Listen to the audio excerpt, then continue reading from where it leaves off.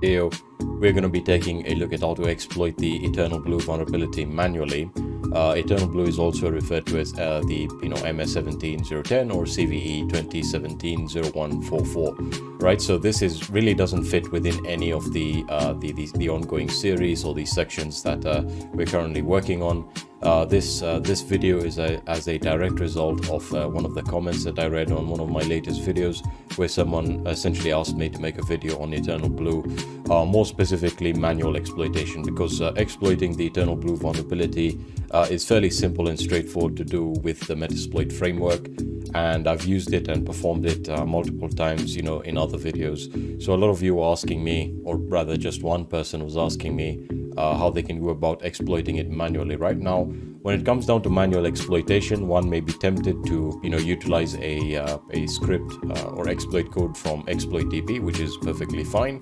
That's actually something that does work, and of course the exploit that's available for EternalBlue on exploit.db, I think we have two of them. One of them is a Python script, and you essentially replace your own shellcode, or you replace the shellcode with your own shellcode, and so on and so forth. Now, the tool I'm going to be demonstrating today is called AutoBlue, and it's specifically for the EternalBlue vulnerability. The Microsoft security identifier code is MS17010. So as you can see here, this is the GitHub repository. The link to this will be in the description. You can see right over here, MS17010 exploit code. So this is some no BS public exploit code that generates valid shellcode for the EternalBlue exploit and scripts out the event listener with the Metasploit multi-handler. Alright, so let me just give you an introduction to the vulnerability. So the EternalBlue vulnerability essentially targets Windows systems running SMP version 1 and affects various editions of Windows ranging from Windows XP to Windows Vista, Windows 7 8.1, Windows 10, Windows Server 2008 to Windows Server 2016, I believe. But in the case of Windows 10 and Windows Server 2016, it only works on specific build numbers. So this is really an exploit that a lot of people have called the Hail Mary or the Holy Grail of Windows exploits, primarily because if a target is running Windows 7, then there's a good chance that you can exploit that system unless it's been patched. And there's still tons of systems out there that currently are running vulnerable versions of Windows 7, specifically in companies and in older companies or companies that don't really have a security plan or security policy, if you will. Right. So again, in the context of a real penetration test, this is not something that you'll be coming across quite a lot, in modern Windows environments, unless, as I said, you're working on an environment where there's just few computers, and the company really doesn't have an idea of how to manage security, haven't performed any patch management, don't have a vulnerability management program, etc. Right. So this particular tool is really great because, as it says, it gives you the ability to generate the shellcode really easily with MSF Venom. And in regards to exploitation, you don't need to use Metasploit, right? So you can see this version of the exploit is prepared in a way where you can exploit EternalBlue without Metasploit. The options for auto shell generation are to generate shellcode with MSF Venom that has Meterpreter, i.e. with Metasploit, or to generate a normal Windows command shell without Metasploit. So you may select between staged and stageless payloads, which is great. And if you wish to avoid utilizing MSF console entirely and use your own netcat or your own shell handler, alternatively, you can select to brew in your own shellcode, right? And you can see right over here, this allows for this version of MS17010 exploit to be a bit more flexible and also fully functional, as many exploits leave out the steps to compile the kernel shellcode that usually comes with it, which is absolutely correct. Now, until we get to the section where we will be generating exploits and exploring Windows buffer overflows, I'll not really delve into shellcode that deep within this video. As I said, that's something that I intend to cover, but it's very, very important, right? So this particular script or tool falls in between what I would say is fully manual exploitation and semi-manual exploitation. So it's not really automated, but it's not really manual because you're essentially getting the shellcode generated for you, right? Now, in terms of how you can utilize it, it works with Python 3 and 2, I believe. right over here, as you can see that it's not officially supported by this repository. That's Python 2. So I have Python 3 and that works just fine. So just clone the repository. And one thing to take a note of is you can see right over here that testing with non-MSF Venom shellcode, it has not been done. So that's something that I'll probably do, and I'll actually send my feedback to the developer here. So just clone the repository as I have.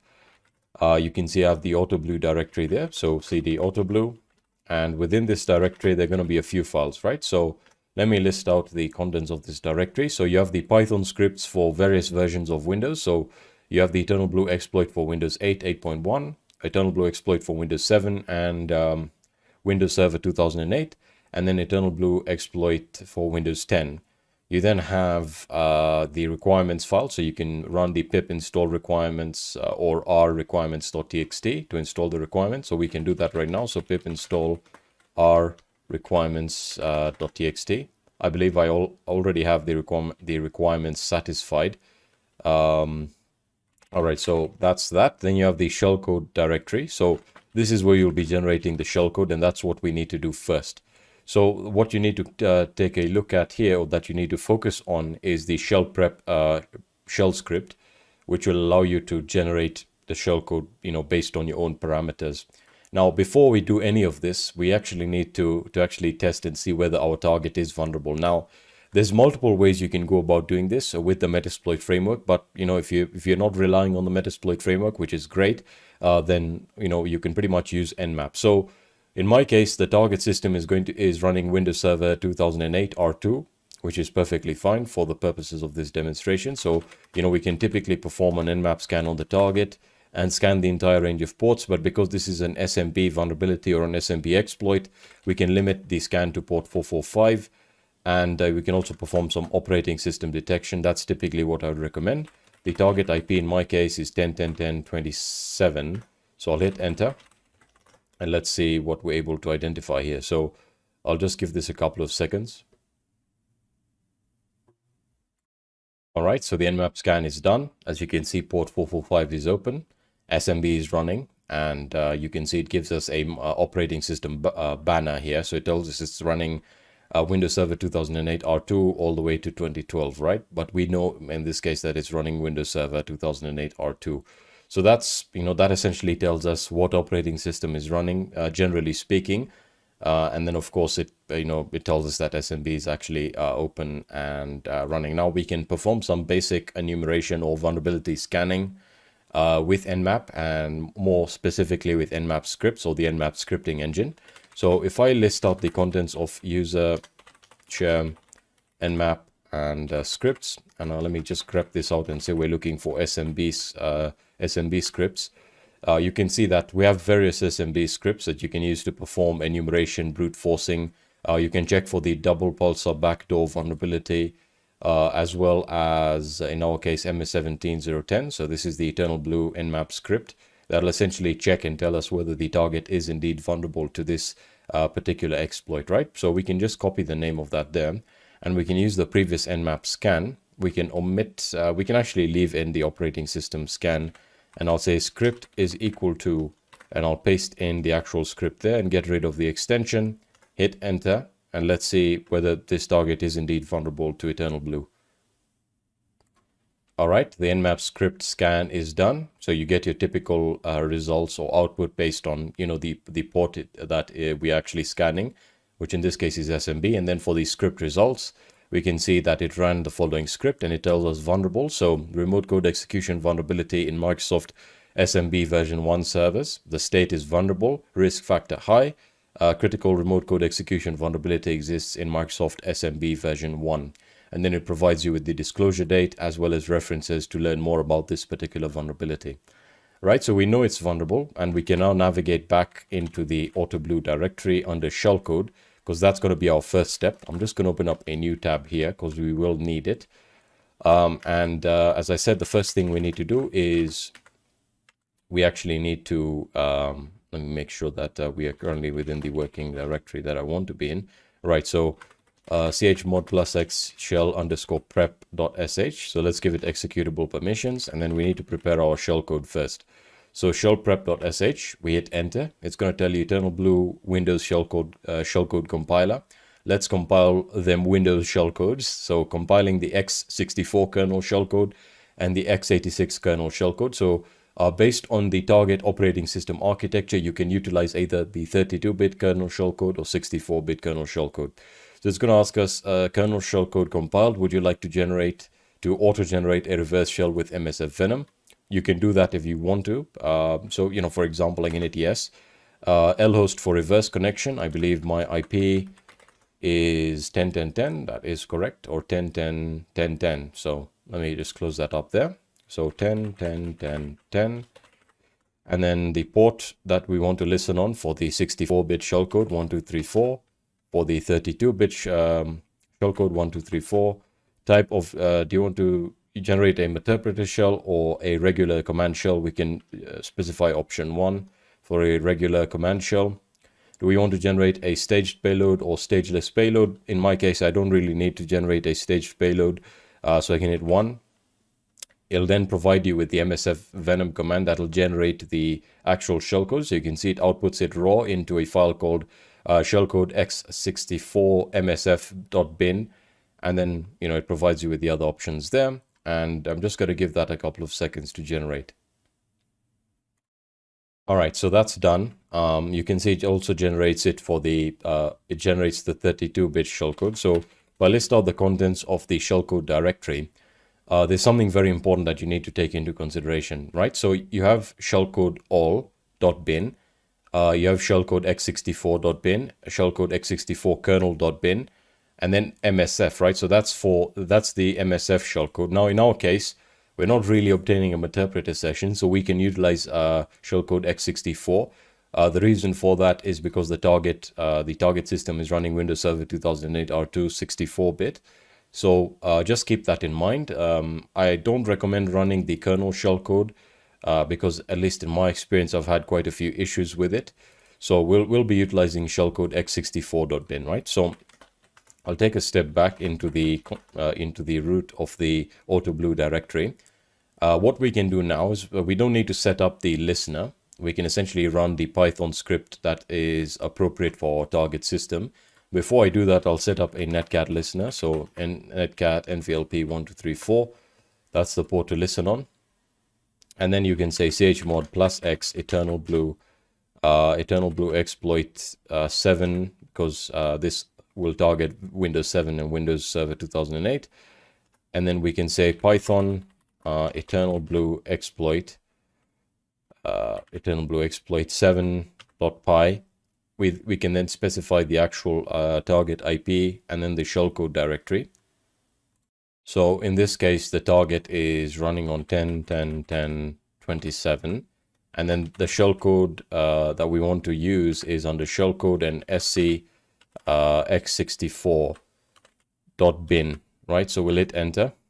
We'll give this a couple of seconds. And if successful, we should receive a command shell session on our netcat listener. So let's see if this works. In my case, I've used AutoBlue before in the past when I did not want to utilize the Metasploit framework module. And this works really well. So you can see right over here, target OS, Windows Server 2008 R2 standard, build 7601, service pack 1, SMB session, setup, allocate, none, paged pool, success. So let's give that a couple of seconds, as I said.